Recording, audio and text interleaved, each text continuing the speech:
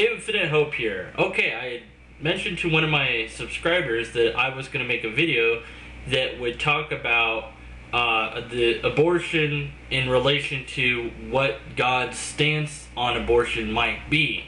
Now, in doing this, I have to really focus here and not get sidetracked. The original video that I saw was saying that they had seen a bumper sticker that made the proclamation that God is against abortion.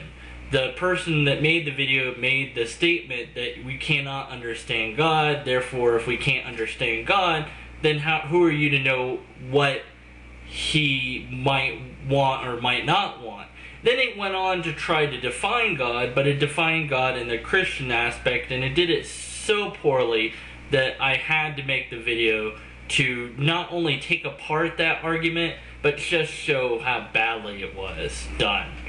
So here instead is a better argument for what I think this guy is going for. Now it's kind of odd to do a video that would be on the opposite side of where I might want to be, but you know, a lot of times when you want to make a good argument, you have to understand the other side, okay? Here's the bumper sticker as I think it should read. God is pro-choice. Now, that by itself is a pretty big statement, but actually it's still not a fair statement. I think it should say pro-freedom of will, you see, which is basically the same thing as choice. You see, we have freedom of will, and we can make choices within that freedom of will. Now, the bumper sticker would have to go on to say, but probably not pro-death.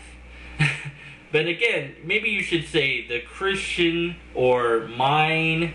In other words, you should say the Christian Bible defines God as being this way, or my God is this way, or the God I believe in agrees with this, or something like that. Because then you're not doing this general overstatement. And but the thing is this, a bumper sticker really is meant to be a billboard, okay? And you see a lot, I see a lot of, I don't see as many bumper stickers as I used to, but I've seen a lot of silly bumper stickers. And nowadays it seems like bumper stickers are just political billboards. Like, yes, I agree with this, I disagree with this. And they're now becoming more bold in trying to pull out some morals out of it and say, this is right or that is wrong because I invoke this, therefore it's wrong, I invoke that, therefore this is wrong. You know, I can think of nothing more blasphemous than using God's name in vain, and when you do that, it's not about swearing, attaching a swear word to his name, it's about doing something in his name that is incorrect, like taking over a country or subjugating somebody's rights. And there's been plenty of time in our history, unfortunately, when we've done that, when Christians have done it, when other religions have done that. And I think that gives religion a bad name. And it's not religion's fault, it's not faith's fault, and those two are separate entities, but it's the people's fault for taking it out of context and trying to utilize it in an inappropriate method, okay? Let's go back though, let's back up here, because, you know, again, I'm going off topic, but definitely we can say, and we could pull out numerous verses of the Bible to say that there is free will, and that God wants us to have free will. Now, saying that, then you could say, well, then he's pro-choice because he wants us to have the choice. And that would be a fair enough argument, and that's where you could end it. But you really have to look at what you're saying. When you're looking at abortion, again, we're looking at ending an innocent life. That is murder. That is killing. And that's wrong. Death, however, because of sin, is a natural consequence. In fact, if nobody sinned, there would be no death at all. And it wasn't until Adam and Eve sinned that death existed. Death didn't exist until they committed sin. So death is a natural consequence of sin. Your sin, my sin, everybody's sin. Baby is an innocent entity until they know the difference between right and wrong. And as soon as somebody knows the difference between right and wrong, they're no longer innocent. Having said that, somebody could ask, well, why are there stillborns? Why are there miscarriages and things of this nature? Well, I don't have the answer for that specifically. All I can say is it's a consequence of sin. It's not saying that the people sinned, therefore that was what happened. It's not something that they did wrong specifically to warrant that as a punishment. You see, it's just the environment we live in is sinful. That is, our current environment is full of smog, it's full of pollution. These are things here by sin. Sin of not taking care of this planet. Were there stillborns before there was pollution? Possibly, I don't know. Can we go back far enough before there was pollution? What about diseases? Well, diseases are a consequence of sin, again. So, really, you could make a very, very weak argument that free will causes sin, therefore it's, still, again, then we're blaming God for giving us free will. Well, the opposite of free will would be non-free will, in which case we'd all be robots. And that would be kind of boring and dull, and we wouldn't probably be discussing it because we'd all have the same opinion.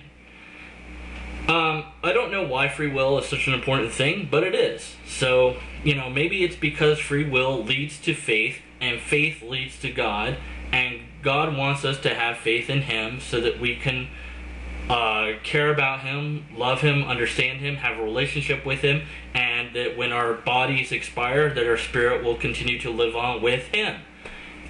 Pretty simple, but going back, yeah, free will is definitely given to us. So yes, you have the free will to have an abortion or not have an abortion. You also have the free will, and again, this is going back to what causes abortion. Okay, having sex. If you're having sex outside of marriage, that's a sin. So is one sin leading to another? Possibly. There are cases when, unfortunately, the pregnancies are forced upon women, and in such cases, the people that cause that to happen need to be punished and need to be made financially responsible and things of this nature. But we're not addressing the issue that caused the birth or the potential birth. We're just addressing the numerous amount of women out there that want to go and have an abortion. It's unfortunate. It is. I consider it murder. I don't care how you want to look at it and justify it and say, well, we don't really know when life starts. Well, I'll tell you, as soon as the egg is fertilized, that's life. And that's pretty much, my opinion, and it's not supported in the scriptures. Maybe it is, I don't know the scriptures that well, but I think if you have a thought that it might be death, that it might be murder, you shouldn't do it. Should you then encourage others not to do it? Definitely. Do you need a bumper sticker to do that? No, I don't think a bumper sticker is going to convince anybody. God definitely is pro us freedom of will, but there are definite consequences for those actions. If you cause a child to be unborn, there's going to be a consequence for that action. Whether it might be beneficial to your life now is, kind of selfish. What about that child's life? What would their life be? And who knows? You're not allowing it to happen. So, at any rate, so I think that's a more powerful argument to make, to simply just say that he's pro-free will and then change that to pro-choice. But of course, it's going to fall apart when examined further, but it still is a stronger argument. Peace out.